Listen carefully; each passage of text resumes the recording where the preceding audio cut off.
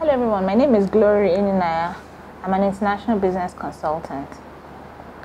Now, I am the lead consultant of Clears Africa, which is Africa's first online consulting platform.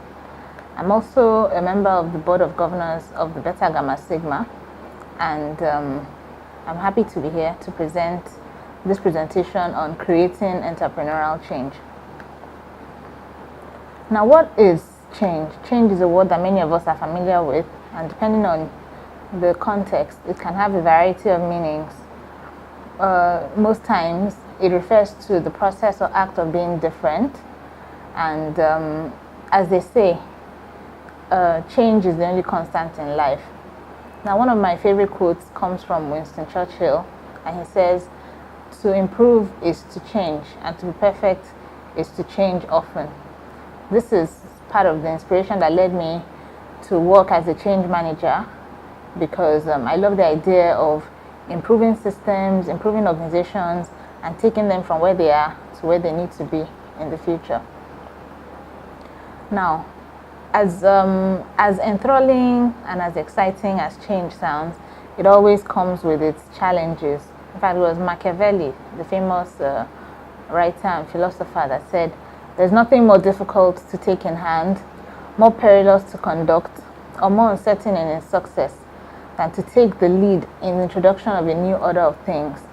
That's because everyone says they want change, but nobody wants to change, which is why there needs to be a technique, a process to lead people from their initial aspirations to change to actually implementing the change process successfully. Now, that's what I do as a change manager. My background. Let me talk a bit about my background in change. After studying accounting in University of Nigeria, I was engaged as a management consultant in Accenture as a finance and performance analyst. However, I was once staffed on a project to manage change in a public sector institution, and I had the inspiration to leave finance and focus on change. If you will, that was one of my first experiences with change. So I went on to obtain the ProSci Change Management certification, became a member of the Association of Change Management Practitioners, the global association. I managed change in several blue chip companies in oil and gas, FMCG, public sector. I incorporated a change management consulting firm called Clears Advisory. I began to write about change in several influential publications by publishers such as Wiley and Routledge, and then I also began to speak on change in the Middle East and other parts of the world. Now, in the course of my work, I developed a model for change management, which I call the Clears Change Model. And the Clears Change Model essentially begins with stakeholder analysis. So meaning when you want to enact a change, you need to find out who are my stakeholders. You need to make a case for the change, because, like I said, most people don't want to change. So you need to make a case for the change. You need to create a vision, an inspiring vision around the change. You need to brand the change so that it appeals to people, not just on an intellectual level, but also on an emotional level. Then you need to identify your stakeholders and analyze them, find out what they want out of the change and how to meet their expectations. And then finally, you need to mobilize your change agents. So that is the stakeholder analysis element of change. Once you do that, the next step is impact assessment. So you find out, okay, what are the gaps between where we are now and where we need to be? What impact is this change going to have once it's implemented? What are the benefits and what are the actions we need to take to make this change a reality? Third is planning. So in a bid to create a direction for the change, we need to develop a communications plan, stakeholder engagement plan, organizational alignment plan, learning and development plan, and risk management plans.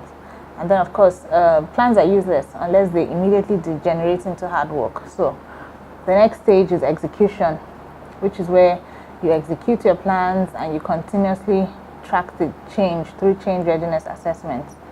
Finally, when the change is realized, you need to reinforce it through constant communications, celebrating success stories, and so on. So essentially, in a nutshell, because I like acronyms, so I use the word simpler to describe the change model. So S is for stakeholder analysis, I is for impact assessment, P is for planning, PL is for planning, E is for execution, and R is for reinforcement. So that's my model for change management. Now, what does that have to do with entrepreneurship? I'm sure you'll be wondering, seeing as the title of this presentation is Creating Entrepreneurial Change. So, during my MBA, during my time as an MBA student at Lagos Business School, I identified an entrepreneurial opportunity, and then I pursued it. And in the process of pursuing the entrepreneurial opportunity, I discovered that the process of enacting change is actually very similar to the process of enacting entrepreneurial change, or as you might want to say, the change journey and the entrepreneurial journey are very similar. So while change starts with stakeholder analysis, entrepreneurship also starts with stakeholder analysis. But at this juncture, you ask yourself, okay, who is this business going to benefit? Entrepreneurship is not about you, it's about your customer. In fact, I think it was Peter Drucker that said that the purpose of a business is to create a customer. So you start by asking yourself, who is going to be impacted by this business? Then the second stage is where change management has the impact assessment. Entrepreneurship would have the counting the cost. So you'd ask yourself, what impact is this business going to have, not just on me, but on my end users, on my employees, on all my stakeholders? And how can I mitigate the risks and provide for the shortfalls? Thirdly, we have planning, which is where you gain knowledge for action. Entrepreneurs are voracious readers. They are very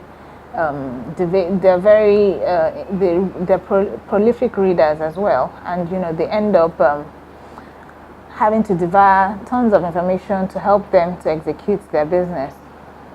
And however, all plans are useless, like I said earlier, unless they immediately degenerate into action. So the fourth stage is execution, which is the market test. You after coming up with your fancy business plans, your marketing plans, your operational plans, you put them into practice, and then you let the market decide whether you were right or not, whether you're successful or you failed, and to what extent you need to pivot. Then fifth is reinforcement, so which is the why, understanding the why you're doing what you're doing, what you intend to get out of it, putting in your heart, using your smarts, testing your guts, and then praying for luck to make sure your entrepreneurial journey succeeds.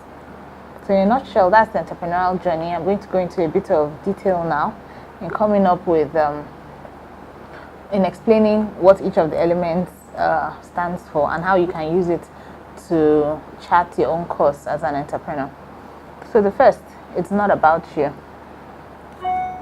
Many people go into business because they want to make money, but that's not quite the right approach. Money is important for businesses to run and for them because businesses have bills to pay, you have to pay salaries, you have to pay your taxes, but that in itself is not the main motivation for the greatest companies, the most successful companies, the Apples, the Googles.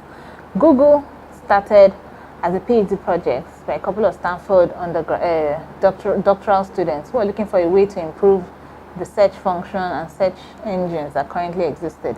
Facebook was started by an undergrad who was looking for a way to connect introverts. He was an introvert and he wanted to have a better social life, and he was looking for a way to create a platform or a portal for this to happen.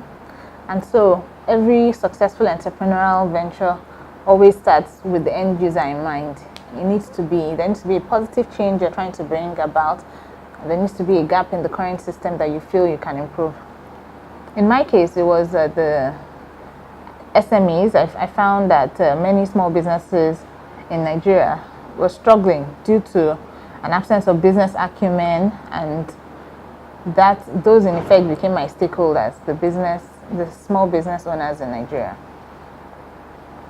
Now that's the difference between discovery-driven planning and impact investing. Discovery-driven planning is a technique which was established by what I think it's a group of writers, business writers, renowned business writers, came up with this technique, which says that if you want to start a business, you first of all need to find out, compute what your current salary is, add on a premium to take into consideration the risks of the venture, and only if the business promises to yield more than what you currently earn should you venture into the business.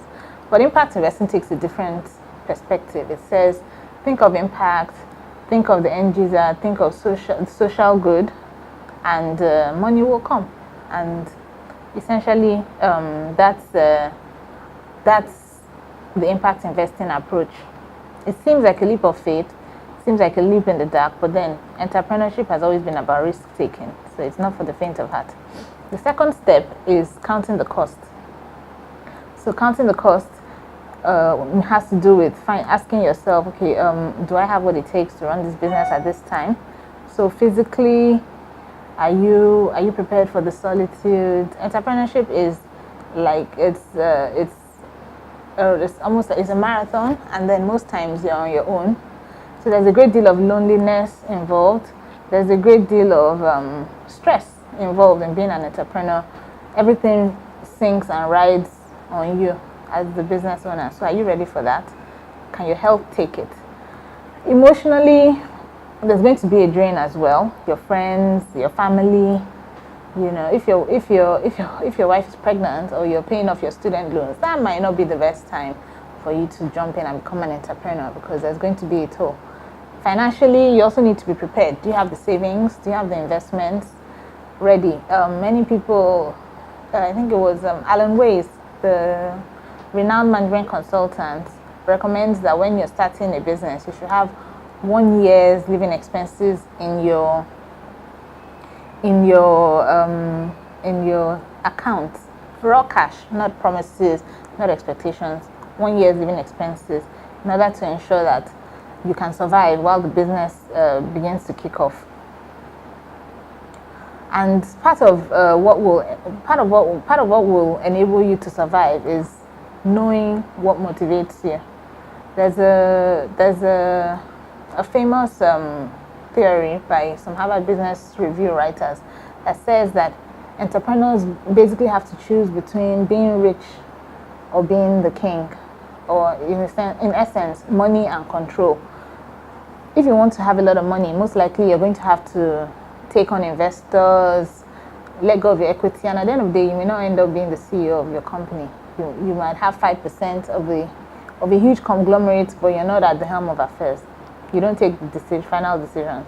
If you want control, if you want to be king, you want to be CEO, you can keep that, but most likely you are not going to be able to grow a huge company, because you won't be willing to take on investors, and you won't be willing to take on the kind of partners who will add a lot of value, but who might challenge you and challenge your decisions. So as a result, part of the impact you need to assess is, what is my motivation? Why am I trying to do this? What do I want to get out of this? Once you've settled that, the third step should be planning. You would need a business plan, you would need a marketing plan, you would need an operations plan, you would need a hiring plan. And to do all those things, you probably need to equip yourself with knowledge. So in my case, I had my MBA. You could take advantage of online courses on Coursera or edX, or informal learning opportunities like books and seminars. I was also privileged to take part in the startup school by Combinator. There's also this incubator called 1M by 1M. So there's a ton of information on the internet that you can leverage in order to move your business idea forward. You can also take advantage of incubators and accelerators. I was accepted, my company was accepted into Bridges for Enterprise, which is an incubator at the University of Cambridge, and they're doing a lot to help the company grow. Then, of course, after making your plans, you need to put the plans to the test and let the market decide whether you're right or wrong. So there's need to spread the word, blogging, social media, word of mouth, mobile marketing, and then where the response from the market indicates that you haven't quite solved the problem, then you should be willing to pivot and keep changing and optimizing your solution. Finally is reinforcement, and I'd like to close with 4 quotes by 4 renowned business people. There was a book by a business writer that says that businesses are founded on heart, smarts, guts, and luck. Now, in the case of Sarah Blakely, the founder of Spanx, she said, "I didn't have the most experience or the most money, but I cared the most." So that shows that you need to put your heart into the business, and you need to care about the people that you are working for. You need to care about your employees. You need to care about your customers. Then Richard Branson said, "Launching a business is an adventure in problem solving." So you need to always be mentally alert, use your head to survey the horizon and to solve problems and to discover opportunities. Then Henry Ford, the founder of Ford Motor Company, said, "Whether you think you can or whether you think you can't, you're right." So that speaks to guts, how you need to be courageous, you need to be brave, you need to believe in yourself, you need to have the courage of your conviction. And then finally, luck. Samuel Goldwyn, who's a producer and founder of Samuel Goldwyn Films, said, "I'm a great believer in luck. The harder I work, the luckier I get." So basically that speaks to the need for you to trust in a higher power, even after you do the best you can. Most times the results may not necessarily all be within your control. So you need to be able to work really hard, but then have faith that things are going to turn out beneficially at the end of the day.